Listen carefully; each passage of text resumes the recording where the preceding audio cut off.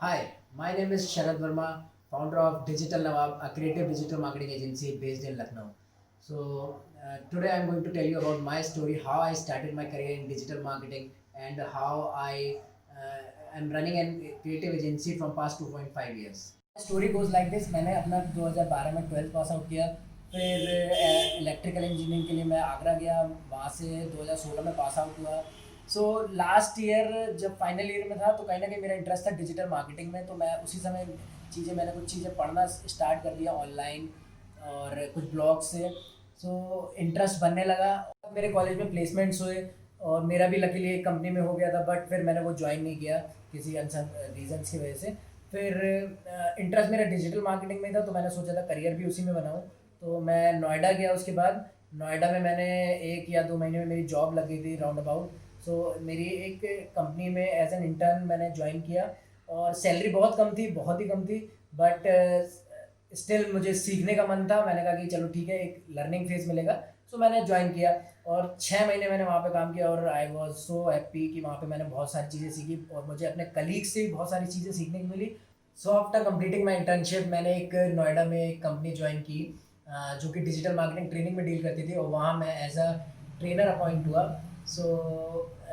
उस कंपनी की मार्केटिंग और एज अ ट्रेनर मैंने बहुत सारे स्किल्स ये सीखे कि जब स्टूडेंट्स को मैं पढ़ाता था कहीं ना कहीं कॉन्फिडेंस बिल्डअप होता था कि हाँ, ये जो चीज़ मैंने जितने 6 महीने मैंने सीखी और वो सब चीज़ों को मैं आगे डिलीवर कर रहा था, और वो मेरे में एक कॉन्फिडेंस बूस्टअप हो चुका था।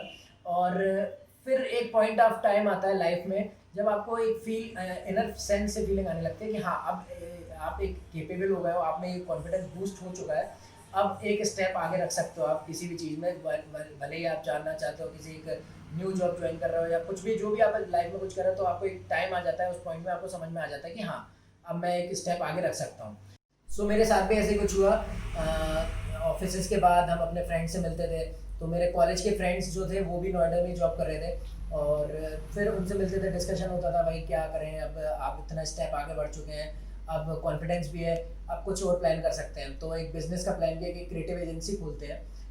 क्रिएटिव एजेंसी खोलना और बात करने में तो ईजी लगता है, बट उसको इम्प्लीमेंट करना एक बहुत डिफिकल्ट टास्क था। तो हमने डिस्कशंस में पहले चीज़ें बहुत सारे बिजनेस मॉडल में अपना प्लान बनाया कि कैसे चीज़ों को रखना है।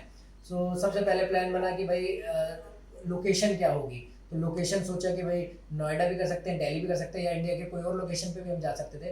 बट मेरा एक पार्टनर जो मेरे साथ करंट कंपनी में अभी है, उज्जवल, वो लखनऊ में था।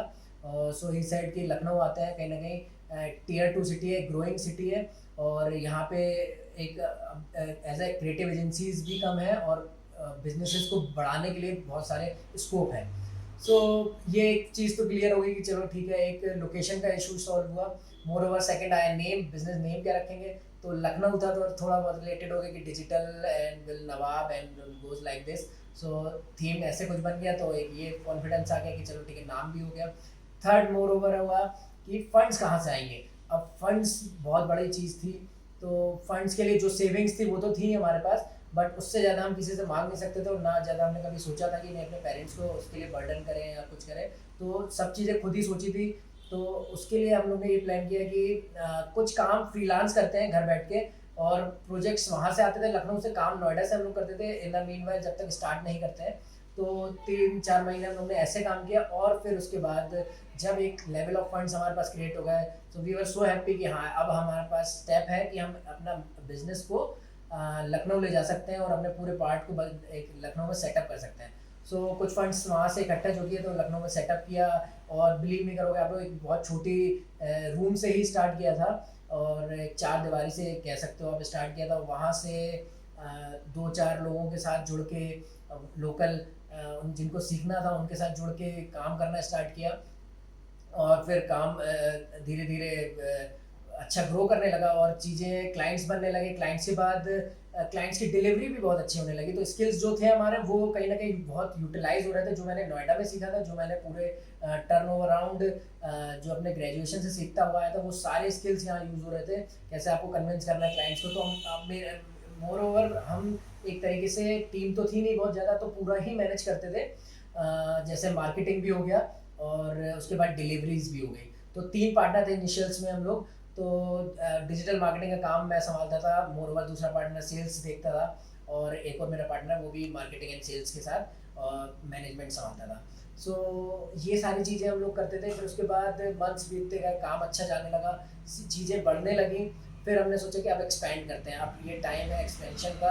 और बिजनेस में कभी कभी जब आप थोड़ा सा स्पीड अप होते हो, तो आपको डर भी लगता है कि यार ये कहीं ना कहीं हम डाउनफॉल ना हो जाए। तो वो डर हमारे में भी था डाउनफॉल का, बट एक कॉन्फिडेंस हमेशा से ये रहा था कि भाई काम कर रहे हैं तो अगर लॉयल्टी से, ट्रस्ट से और क्लाइंट का ट्रस्ट जीतोगे और सारी चीज़ें अच्छे से करोगे तो कभी लॉस या कोई डाउनफॉल होने का डर नहीं लगता था। तो वो चीज़ बहुत अच्छी रही हमारे साथ। सो आफ्टर 6 मंथ्स एक प्लान बन गया था कि ठीक है, एक स्टेबिलिटी दिखने लगी थी।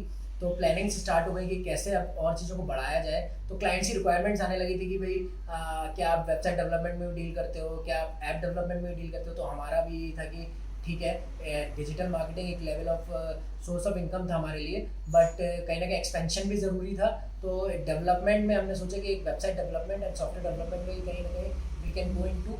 आई हैव अराउंड 30+ एम्प्लॉयज़ जो डेवलपमेंट और डिजिटल मार्केटिंग टीम को संभालते हैं, प्लस मेरे क्लाइंट्स को भी मैनेज करते हैं। सो ऐसे एक्सपेंशन भी करा हम लोग ने। अब अराउंड 2.5 ईयर्स हो चुके हैं इस कंपनी को, और we are growing good, growing strong in Lucknow. So अगर आप लखनऊ में भी कभी सर्च करोगे best digital marketing agency, so we will come up in first position. So रही बात एक बिजनेस लाने की, तो हमारे पास कभी हमने मार्केटिंग और ये सब चीज़ों में बहुत ज़्यादा बिलीव नहीं करा। So my words for young generation goes like you should be very loyal to your work, so which is the most important thing, and then comes the hard work which is again the most important thing. और फिर आता है कि जैसे आप अपनी team भी बना रहे हो, तो trusting your employee and your fellow partner is also important. तो अपने साथ के साथ, जिसके साथ आप काम कर रहे हो, अपने एम्प्लॉयज़ को ट्रस्ट करना, प्लस उनको एक टीम की तरह लीड करना, वो बहुत इंपॉर्टेंट होता है। अगर आप एक लीडर नहीं होगे और वो स्किल्स आप अपने में नहीं लाते हो, तो कहीं ना कहीं चीज़ें उतनी लेवल पे नहीं चलेगी। सो एक टीम बिल्डिंग प्लस एक लीडरशिप क्वालिटी होनी चाहिए, ताकि बॉस को वो अपने फील करें कि हाँ, they are my role models और someone whom they can trust। So जैसे कि मैं एक सर्विस इंडस्ट्री में डील करता हूँ, तो सर्विस इंडस्ट्री में मोर ओवर, अगर आप भी कभी सर्विस इंडस्ट्री में प्लान कर रहे हो या कभी भी किसी भी सर्विस इंडस्ट्री में, मोर ओवर बहुत कोई इंपॉर्टेंट चीज़ होती है, वो होती है after sale service. After sale service is the most important thing, क्योंकि एक बार आप बिजनेस को ग्रैब करना इज ईजी, कि अगर आपने एक बार क्लाइंट को कन्विंस कर दिया और कहीं ना कहीं आपने उनको सर्विसेज देना स्टार्ट कर दिया, बट आपने उनको डिलीवरीज नहीं दी, डिलीवरीज आपने वो लेवल की नहीं दी, या उनकी बात नहीं सुनी, या आप उनके लिए लॉयल नहीं हो, या आप उनके लिए उतना फोकस नहीं दिखा रहे हो, तो कहीं ना कहीं चीज़ें उस लेवल पे नहीं जाएंगी, और कहीं ना कहीं कोई एक कंपनीज का जो डाउनफॉल होता है वहीं से स्टार्ट हो जाता है। सो हमारे साथ ये बहुत अच्छा था कि हमने हमेशा आफ्टर सेल पे बहुत ध्यान दिया। सो डिजिटल नवाब की जो एक कैपेबिलिटी है, जो एक एज फैक्टर है, वो है after sale service. So this was my story guys, कैसे हमने एक एम्पायर क्रिएट किया, डिजिटल नवाब को एक लीडिंग डिजिटल मार्केटिंग एजेंसी में कन्वर्ट किया लखनऊ में। सो आई होप आपको ये वीडियो में समझ में आया होगा क्या क्या टर्न अराउंड्स होते हैं एक बिजनेस को सेटअप करने में, और क्या क्या फ्लॉज और डाउनफॉल्स होते हैं, और मेरी कुछ बातों से आपको कुछ सीखने को मिला हो, तो I will be very happy. और thank you, thanks a lot.